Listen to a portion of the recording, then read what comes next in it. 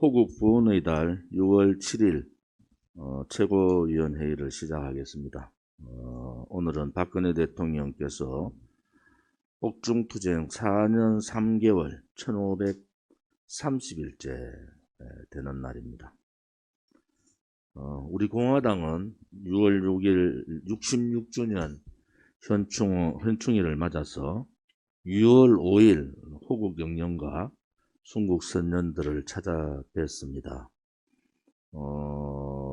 현충원은 6월 5일 날 중앙당 행사로 치렀고 6월 6일 날은 대전 충남 시도당이 중심으로 대전 국립현충원 행사를 했습니다. 또한 부산에서는 유엔기념공원을 찾아뵙고 6.25 성전에 기여해 주신 미국을 비롯한 유엔 성전 국가에 대한 예를 바쳤습니다. 대구 경북을 중심으로는 국립영천호국원은 6.25 참전 용사들이 묻혀 계신 곳입니다. 찾아뵙고 자유민주주의 체제 수호와 또 자유통일이라는 또 하나는 친중 친북 불권 세력들을 처단해야 된다는 그러한 입장을 우리는 밝혔습니다. 체제가 무너지고 역사가 뒤바뀌는 이 상황에서 어느 정당, 어느 정치인도 자유민주주의 체제를 수호해야 된다는 위대한 대한민국의 역사를 지켜야 된다는 그러한 입장들을 밝히는 정치인이나 정당이 없어서 참 참담한 심정입니다.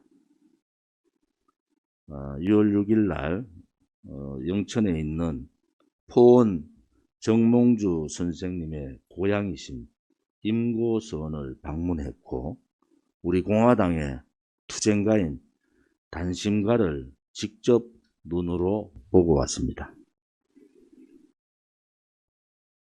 국가를 위한 충절과 충신과 역적은 그 마음부터 다른 겁니다.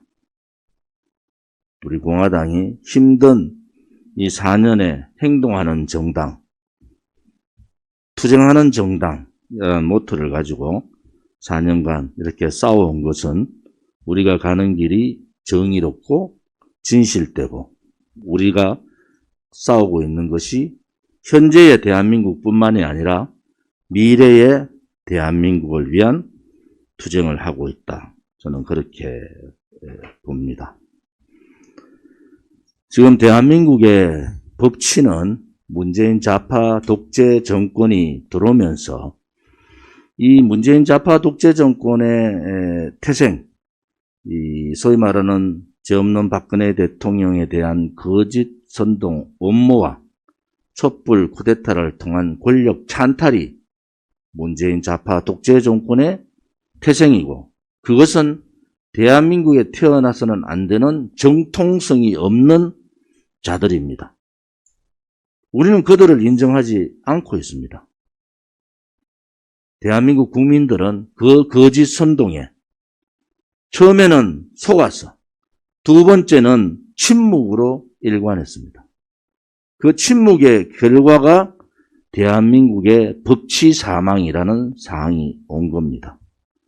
대한민국의 법치 사망은 바로 야만의 대한민국이 되어버린 겁니다. 법이 아니라 자기들 이념과 같은 사람, 피의자가 검찰에서 승진을 하는 나라, 권력기관 수사를 겁을 먹고 자기 사람들로 검찰을 구성하는 또 국회에서 의회 정치를 무너뜨리고 일당 독재로 악법을 생산하는 나라, 그것이 바로 법치가 사망한 야만의 대한민국이 되어버린 겁니다. 거기에 핵심은 뭐겠습니까? 진실도 외면하고 정의도 외면하고 그냥 그렇게 탄핵의 강을 건너고 탄핵을 묻어버리면은 결국 불의의 세력들한테 지배를 당할 수밖에 없는 겁니다. 이제 국민들이 깨치지 않으면 대한민국은 더 이상 법치의 나라가 아니고 야만의 대한민국이 될 수밖에 없다는 것을 깨달아야 됩니다. 그러한 불의의 세력들한테 지배당하는 대한민국이 과연 법치를 얘기하고 공정을 얘기하고 평등을 얘기하고 정의를 얘기하고 미래를 얘기할 수가 있는가 하는 데 대해서 우리는 의문을 가집니다. 국민의힘 당대표 선거가 한창인데 그 누구도 박근혜 대통령의 탄핵의 불법 위법성을 얘기하지 않고 있습니다. 심지어 이준석 같은 쓰레기 양아치 같은 놈들이 탄핵은 정당했다고 얘기를 합니다. 용서할 수가 없습니다.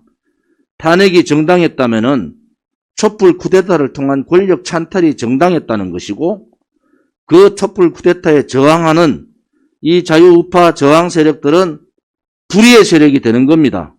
그래서 용서를 하면 안 되는 거예요.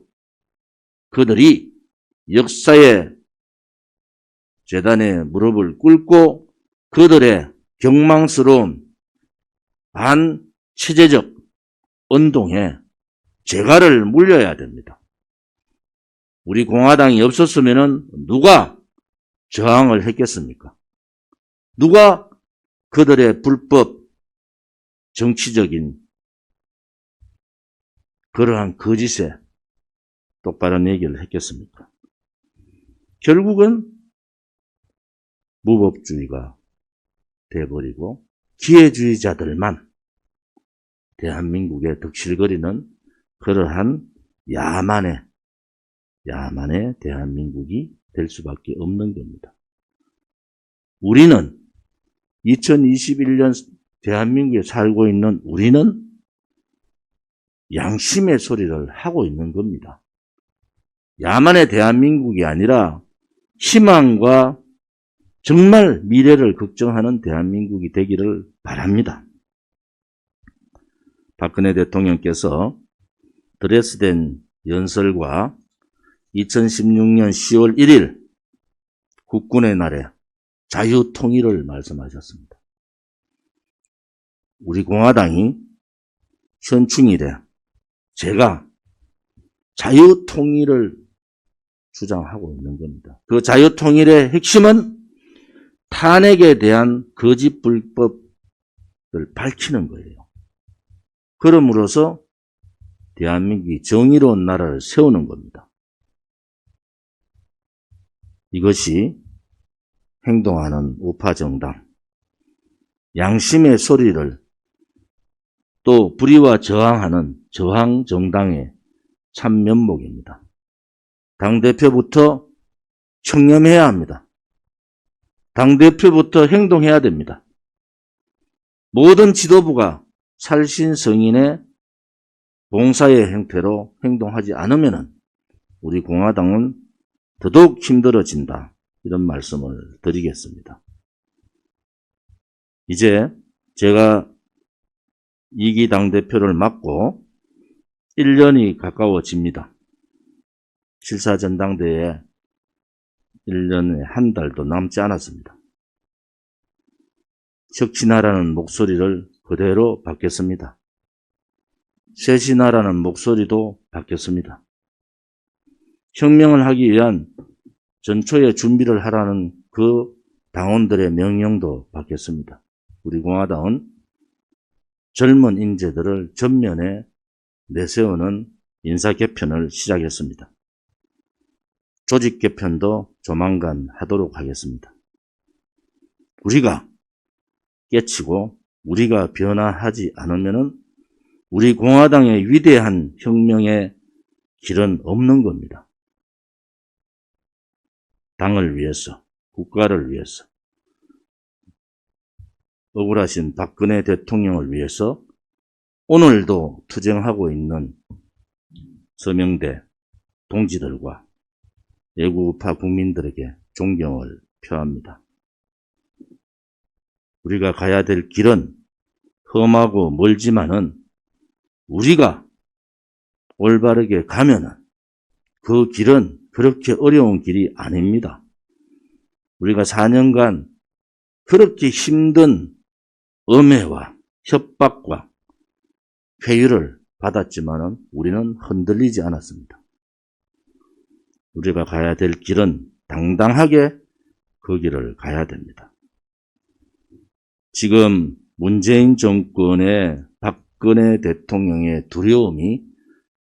대통령에 대한 두려움이 이제 언론을 통해서 나오고 있습니다. 제가 말씀드렸듯이 이재용 사면을 소위 박근혜 대통령 사면 불가와 맞물려 가고 있습니다. 두려운 거죠. 대통령 선거 전에 박근혜 대통령을 석방하기가 그들은 두려운 겁니다. 문재인 좌파 독재 정권만 두려운 게 아닙니다. 좌파들한테 부역자 역할을 했던 김무성, 유승민, 그 이준석과 같은 그 쫄개들은 더더욱 두려울 겁니다. 우리 공화당이 승리하는 그날이 멀지 않았다는 생각을 가지고 있습니다. 인신감금 당해서 4년 3개월 동안 한마디 말씀하지 않는 박근혜 대통령에 대한 이 좌파 정권과 배신자 역적들의 두려움을 우리 공화당은 딛고 원내교섭단체 정권을 찾아오는 그러한 정당으로 거듭나기를 바랍니다.